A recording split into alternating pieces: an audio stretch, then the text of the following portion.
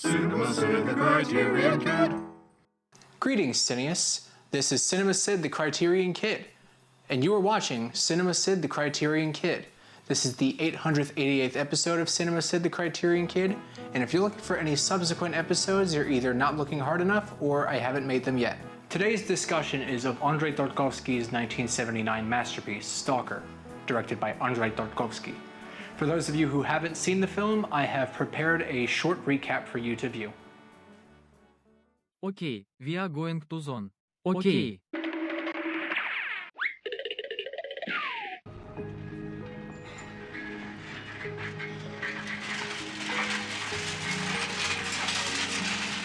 You is jet one wish. I want to be acknowledged as greatest artist alive. I want to be acknowledged as smartest scientist alive. You guys are fucking stupid, but okay. Okay, we are at room. Make your wish. What is your wish? Voila. What the fuck? What the fuck? Lol JK. Let us go home. Okay. Our daughter has superpowers. Oh. I have the power of God. Now that we are on the same page, let's discuss the film. The film's presentation gives Stalker an otherworldly feel. The filmmaking techniques employed give the film a sentient quality to it. What with its voyeuristic and quasi-documentary cinematography, it feels like the characters are always being watched. There is a room in the meat grinder, in the zone, in the Soviet Union, in a hole in the bottom of the sea, and this room is believed to grant one's innermost desires. This supernatural quality allows for an interesting examination of the dichotomy between the characters and their faith and desires. The writer, like many artists, wants to create incredible art and wants to leave a legacy behind, but he fears something. He fears that his art is disingenuous. Is he creating for himself? Or is he creating for others? Is he solely looking for validation? Or is he looking for the thrill of creation? He himself doesn't even exist, only the idea that others perceive of him does. People don't care about the creator. All they want is their yummy, yummy content. The professor is coming to the zone for a similar reason, or so he claims. He's coming to the zone to learn all the ins and outs of it, how it works, and he wants to be recognized for his work. He wishes to deconstruct this mystery. However, that's not the only reason he's here. His true intention is to destroy the zone and prevent the potential evil that it could create. The Stalker, in contrast to the other two characters whose desires are of selfish gain, is not in it for that. The Stalker is disappointed in both of these stances. The writer is only at the zone for selfish gain, and the professor wants to squash it. Both of these stances directly conflict with the Stalker's view of the zone, his belief that its powers are real. I watched this film with my dog Aspect Ratio, and she seemed to have a few things to say about it that she wanted me to include.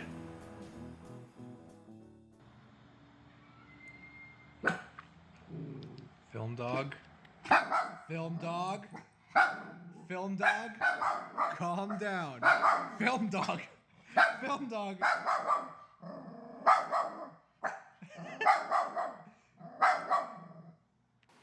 By now, you should have a good grasp as to what the film is about. Now we come to the show where we talk about the Criterion release of the film. And what better way to do that than to begin with the cover art, the very first thing that a person sees when picking up the film at Barnes & Noble for 50% off in the months of July and November.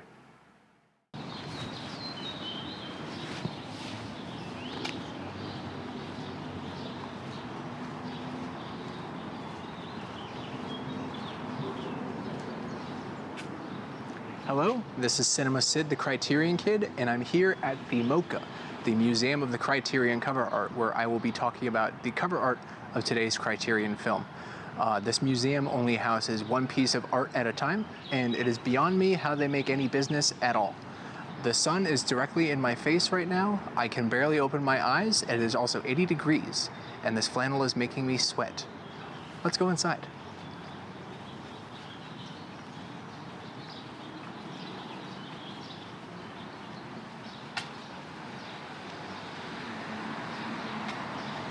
Hello everybody, this is Cinema Sid the Criterion Kid, and I am here at the MoCA, the Museum of the Criterion Cover Art. Today's exhibit is Andrei Tarkovsky's Stalker, the Criterion Collection art of it. I am joined by a very special guest. Everybody please give a warm welcome to Jake Gyllenhaal's character from the 2019 Netflix film Velvet Buzzsaw. Who's there? Where's that coming from? What? That crowd applause. You didn't hear that? No. It was clear as day. You seriously didn't hear it? Look, I know you're going through a lot right now, but I'm interested in learning about today's piece of art. We have like a camera crew and everything here. So could you talk about that for me? Yeah, sorry. Today's exhibit is the cover art for Andrei Tarkovsky's Stalker, designed by Tomas Horvath. This piece is interesting. I personally view three key takeaways, being the color, the odd symbol, and the image. The color is evocative of the sepia tone used in the introduction and the epilogue of the film. I find Tarkovsky's use of this tone as a representation for a lack of hope interesting. My interpretation is that in a land where no one is happy, the world is in grayscale. Enter the zone, a place that can fulfill a person's innermost desires. Interspersed throughout the film are flashbacks in grayscale, the stalker on an early expedition. Now, outside the room, spilling their guts, the three men have nothing. They want to leave, hopeless. The sepia tone begins to creep in, and then the stalker begins talking of relocating his family, in shambles, but the only people he has, to the zone, as it is a beacon of safety, a beacon of hope. But that hope only exists if you have faith.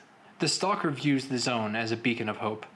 As much as he would like to enter the room and have his desires fulfilled, he cannot.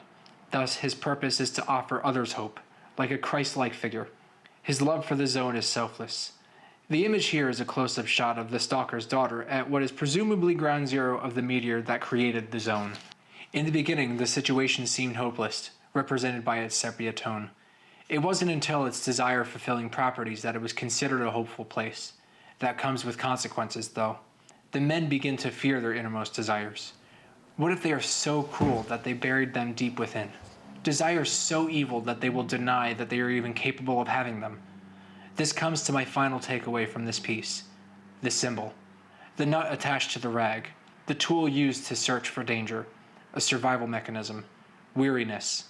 Security. The cover art here is so simple, but just like the film, juggles many, many themes. Oh, Christ, that was as boring as the film. How do I get out of here again? I would like to thank Jake Gyllenhaal's character from the 2019 Netflix film Velvet Buzzsaw for his very insightful analysis of the Stalker Criterion cover art.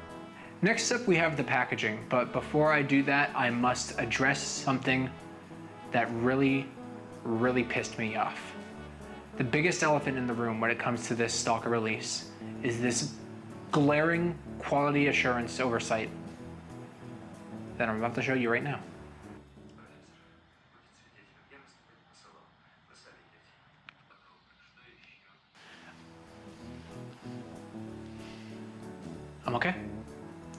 I'm okay. It's still a good movie.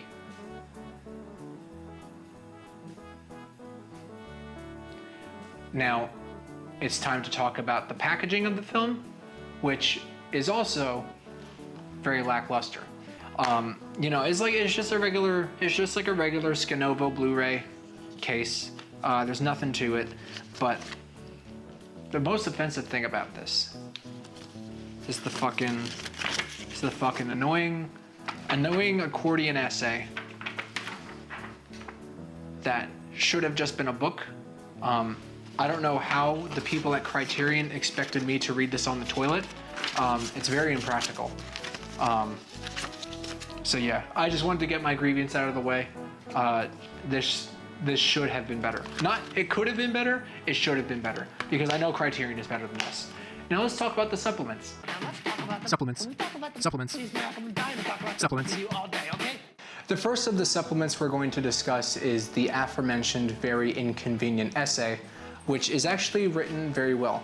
Marc Le Fanu's addition to this Criterion release is very insightful and discusses Andrei Tarkovsky's diary entries during the production of the first version of Stalker, as well as how the film relates to his feelings of being in the Soviet Union at the time. The logistical issues that plagued the second version of the film, which ended up causing the lives of the cast and crew of the film in a terminal fate.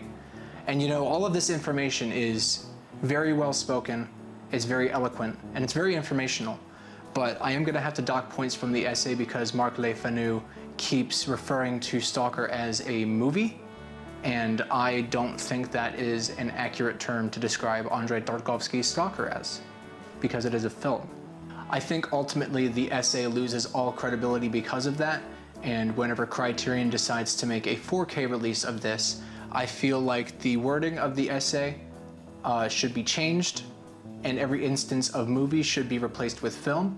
Otherwise, all of the information in the essay should be kept as is. The first of the disc supplements is also a very good addition to this release, and it is also a very insightful interview with author Jeff Dyer, who wrote the book Zona, a book about a film about a journey to a room in the meat grinder in the zone in the Soviet Union in a hole in the bottom of the sea. And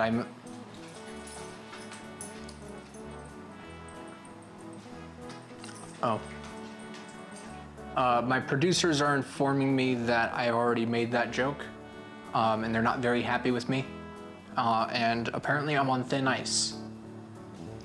Jeff Dyer doesn't come off as pretentious as you think a film scholar discussing Andrei Tarkovsky's Stalker would. He offers his own view of the film, which I hadn't really thought about critically, in that the room is a dangerous place because it's not that it grants people's desires that they have, it grants people's desires that they don't know that they have. The room, like a mirror,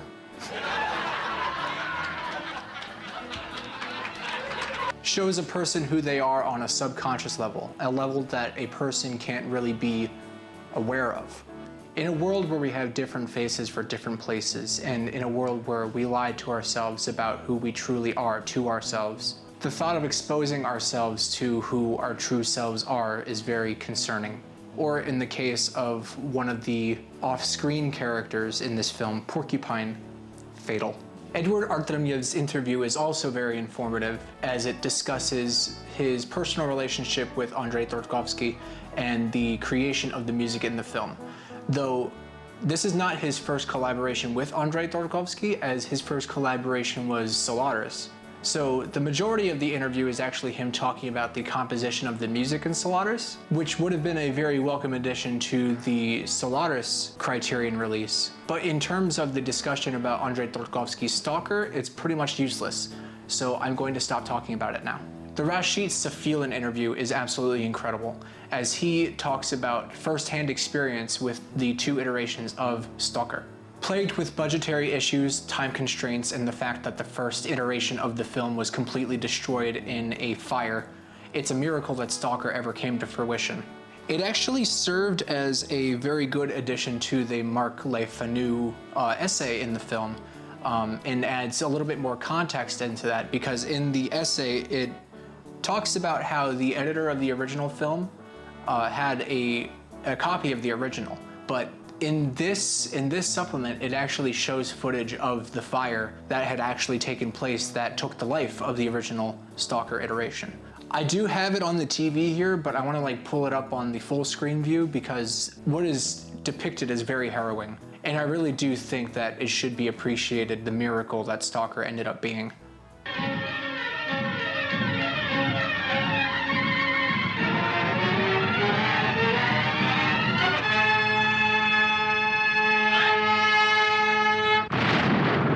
Sorry, I lied about that last part. That was actually the bus explosion scene from Alfred Hitchcock's Sabotage, which is not in the Criterion collection, so it's not worth talking about. The last supplement on the Criterion disc is another first-hand account of the making of Stalker, given to us by Alexander Niazinski. For real this time. Actually, for real. This is the first time I've ever actually seen footage of Tarkovsky directing, and you know, he seems so passionate about his work. He seems so intense, yet so tender. He's got real gilf energy going on. A grandpa I love filming. This supplement leads us into a perfect segue into the next segment. As we wrap up the core discussion of the film and the Criterion release, it is time that we put Stalker into a letterbox list for a future ceremony of the Criterion Awards. First, we have to give this thing 5 stars, cause it's pretty good. Now we're gonna add it to a list. Upon considering everything about this film and the supplements of the film and the artwork, everything about the release, it has been decided that the Alexander Niazensky interview is now being inducted into the 2020X Criterion Collection Awards for Saddest Supplement. Niazensky fondly remembers the Stalker shoot and the close relationships he formed with the crew members and Andrei Tarkovsky, while also strategically not failing to mention the detail that all of them are now dead. Congratulations. Before we come to a close of the episode, I wanted to bring the conversation to you guys at home. So I took to Reddit, the Criterion subreddit, and I asked them the following question. Hey everyone, Sid Meier here with a burning question regarding Andrei Tarkovsky's Stalker. The film is profound with its exploration of faith. The end of the film shows the miraculous telekinetic movement of the glass of water, a message that states that having faith in the incredible, no matter how improbable, is valid. It is a message that instilled in me a true belief in God, as well as all that cool stuff that Jesus did in the Bible, registered trademark. It got me thinking about the songs I used to hear in Sunday school, specifically this one. Firstly, at 2 minutes and 11 seconds, and I'm not going to play that section in this video. You'll have to go to this Reddit post yourself. I will leave a link in the description, but to avoid copyright, I am not going to do that. At 2 minutes and 11 seconds, the song improperly states that Dragon Ball is a person, where, in reality, it is a franchise. I believe the songwriters were thinking of Goku when they first wrote that line. That brings me to my question. Do you guys really think that Jesus Christ is better than Goku? I mean, if a group of ragtag face-ripping off high school misfits armed with nothing but cell phones and Nerf guns can kill God, what's stopping Goku from being able to do so as well? And this is God we're talking about. You don't think his power level would be higher than Jesus Christ, do you? I just wanted you guys to weigh in on this. Thanks. The Criterion subreddit didn't seem to like this question very much because I got completely ignored, with the exception of one person who is definitely not my Reddit alt account, asking me, was that a Persona 5 reference? And I have no idea what that is. So that's the end of this episode. Thank you for joining me, Cinema Sid the Criterion Kid. I've talked about everything there is to talk about of this film, and discourse from this point onward can cease, because I have cracked the code. I don't know why the film is as long as it is, if I can just explain it like that, but that's fine, because it's still a masterpiece, because it's on the Criterion Collection. In the next episode, I will talk about a different film, but I don't know what spine number it is off the top of my head. It might be episode 889, but who knows? I like to keep you on your toes. Signing off. Thank you for watching the first, I guess technically 888th episode of Cinema Sid the Criterion Kid. This is a decent.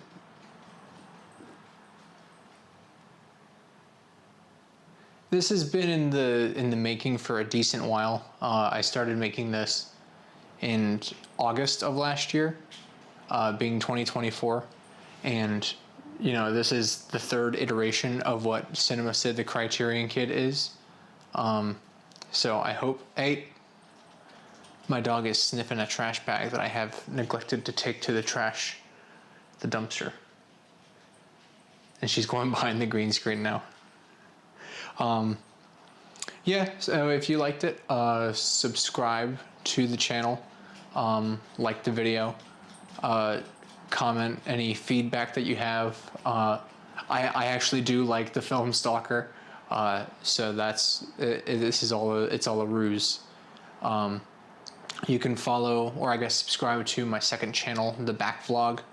I'm gonna leave a link to that in the description. I know on that channel, whenever I upload videos, I leave links to the background music, and it doesn't let me because I'm somewhat new channel, so I guess maybe YouTube changed that.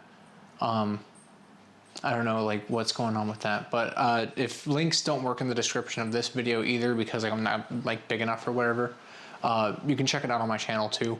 I also have a Patreon for Cinema Sid the Criterion Kid. I'll leave a link to that in the description as well, but the same thing for that applies. If the link doesn't work, it'll be on the channel as well. I have a Cinema Sid the Criterion Kid letterboxd that you can check out. That'll be the account for the show specifically. I have my personal letterboxd, which you can also follow, and you know, stalk my movies and stuff that I watch, and my anime, because they put animes on there. And the Instagram account for Cinema Sid the Criterion Kid, which I don't know what I'm going to do with yet. I figured it would just be good to have more, I guess, more platforms to follow the show on. But yeah, that's all I have for this. I don't really have anything else. I hope you liked it. Thanks for watching.